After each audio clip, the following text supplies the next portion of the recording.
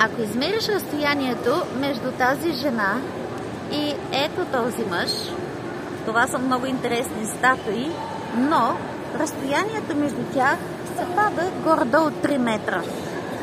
Много интересно това разстояние, щом говорим за аудиология и що се отнася до нашия слух. Ако се намирате в такава шумна среда, каквато е в момента, просто има хора, които обядват наоколо, седнали са, говорили са си, имаме стъклен покрив и доста твърди повърхности наоколо, които създават ехо. Освен това има и музика. Можете ли вие на едно такова разстояние, каквито са тези мъж и жена, можете ли да чувате и да разбирате всичко, дори когато човек говори нормално към вас, без да вика, без да се провиква, а говорейки нормално, да водите един нормален разговор?